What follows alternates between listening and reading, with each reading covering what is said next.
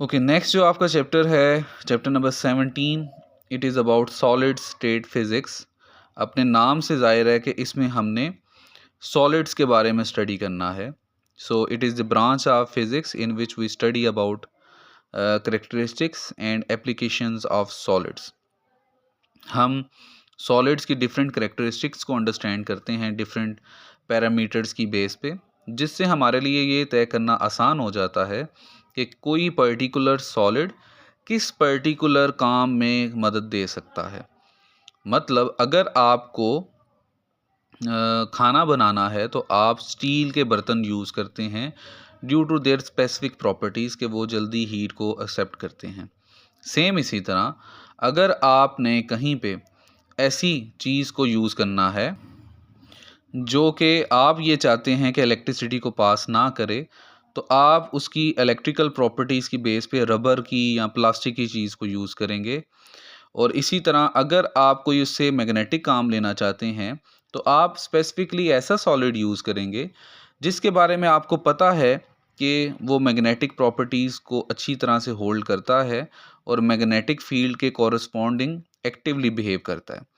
तो ये सारी की सारी चीज़ें हम इस चैप्टर में पढ़ेंगे कि हमारे पास स्ट्रक्चर की बेस पे, इलेक्ट्रिकल प्रॉपर्टीज़ की बेस पे, मैग्नेटिक प्रॉपर्टीज़ की बेस पे, मैकेनिकल प्रॉपर्टीज़ की बेस पे हमारे पास कितनी टाइप्स हैं सॉलिड्स की, ताकि हम जो कॉरस्पॉन्डिंग उनकी जो वर्किंग है वहाँ पे वही मटेरियल यूज़ करें जो कि उन प्रॉपर्टीज़ को होल्ड करता है।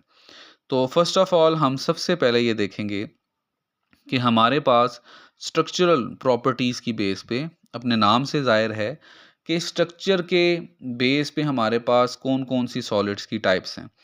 हर एक जो सॉलिड है वो एटम से, मॉलिक्यूल से मिलके बना है और हर एक मटेरियल के अंदर एक स्पेसिफिक स्ट्रक्चर है जिसको फॉलो करके वो सारे का सारा एटम से मॉलिक्यूल्स, मॉलिक्यूल से आगे कंपाउंड, कंपाउंड को यूज़ करते हुए सारे का सारा जो स्ट्रक्चर है वो हमारा बना हुआ होता है।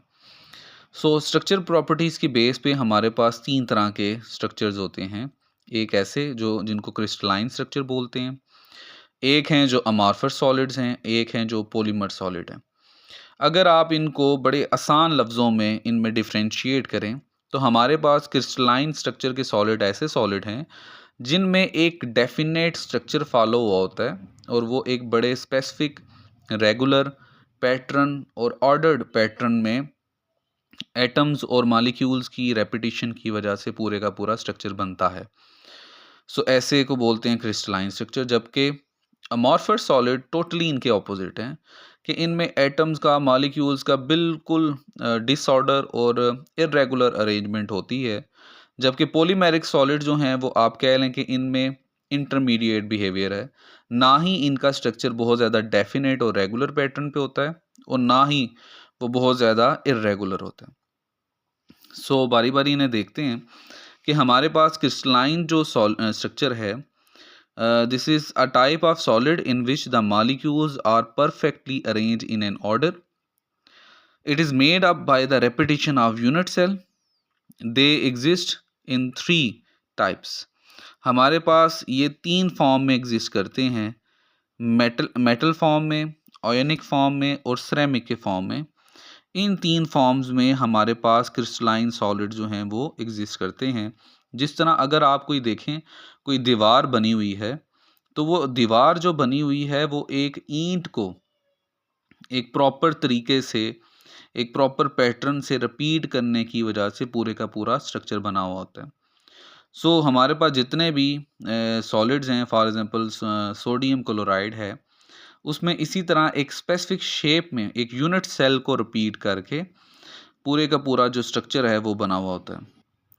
और क्रिस्टलाइन स्ट्रक्चर के बारे में एक बात याद रखें जो बड़ा इंपॉर्टेंट है आपके ऑब्जेक्टिव के पॉइंट ऑफ व्यू से, कि जितने भी क्रिस्टलाइन स्ट्रक्चर हैं उनका जो मेटेलिक पॉइंट है वो बड़ा शार्प होता है। शार्प होने का मतलब है कि इनका एक खास मेल्टिंग पॉइंट होता है जिसमें पूरे का पूरा स्ट्रक्चर जो है विद इन नो टाइम इकट्ठा बिल्कुल मेल्ट हो जाता है।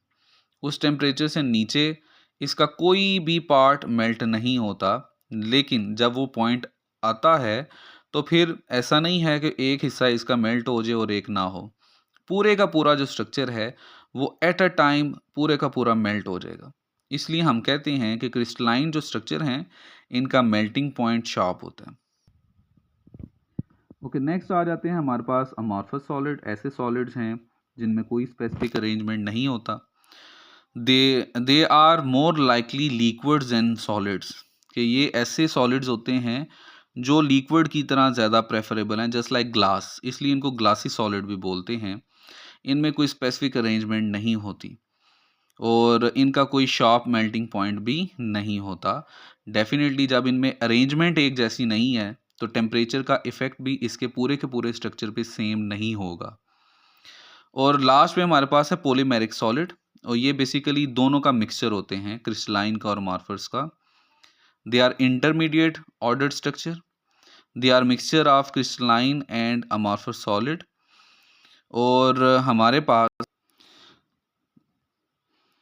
पास जितने भी पॉलीमेरिक सॉलिड्स हैं वो क्रिस्टलाइन और अमॉर्फस सॉलिड को मिक्स करने से बनते हैं। हम अपनी डिज़ायरेबल जो हमें चाहिए होती हैं करेक्टरिस्टिक किसी भी मटेरियल में, उसके मुताबिक दोनों का मिक्सचर यूज़ करके एक आर्टिफिशियल टाइप मटेरियल बनाते हैं। इसकी सादा सी एग्जांपल आपके घरों में लगा हुआ एक पॉलीमर पाइप है जो ग्रीन कलर का आप देखते होंगे। इससे पहले हमारी जो सीवरेज की पाइपलाइन होती थी वो स्टील की होती थी, लेकिन क्योंकि वो बहुत रिजिड होती थी इसलिए सर्दी और गर्मी का इफ़ेक्ट उस पे बहुत ज़्यादा होता था और वो भारी भी होते थे और उस तरह से डैमेज भी जल्दी हो जाते थे। लेकिन इनकी जगह अब पॉलीमर पाइप्स ने ले ली है जो कि बहुत ज़्यादा फ्लेक्सिबल हैं, उन पे टेम्परेचर का उस तरह असर नहीं है, वो उस तरह कॉस्टली भी नहीं है, लेकिन लॉन्ग लास्टिंग बहुत ज़्यादा है। सो इस बेस पे हम स्ट्रक्चर की बेस पे हमारे पास 3 डिफरेंट सॉलिड्स बने। Crystallines very ordered structure, amorphous very disordered structure, और पॉलीमरिक सॉलिड्स जो कि इंटरमीडिएट अरेंजमेंट को रखते हैं। इन सब में जो सबसे ज़्यादा यूज़ होने वाले हमारे डेली रूटीन लाइफ में मटेरियल हैं दे आर पॉलीमेरिक सॉलिड्स, क्योंकि हम इनको मिक्सचर से बनाते हैं क्रिस्टलाइन और अमॉर्फस से, और इतना मिक्सचर करते हैं जितना हमारी ज़रूरत के मुताबिक होता है। जिस तरह की करैक्टरिस्टिक्स हमें अपने पॉलीमेरिक सॉलिड में चाहिए हो उसके मुताबिक हम इनके मिक्सचर्स को यूज़ करते हैं। जहाँ पे हमें फ्लेक्सिबिलिटी चाहिए वहाँ पे उस तरह का मटेरियल यूज़ करेंगे, जहाँ पे हमें हाई टेम्परेचर को बियर करने वाला चाहिए उस तरह का यूज़ करेंगे। तो डिज़ायर करैक्टरिस्टिक जो हमारी नीड है उसके मुताबिक हम इनका मिक्सचर यूज़ करके इनको बनाते हैं।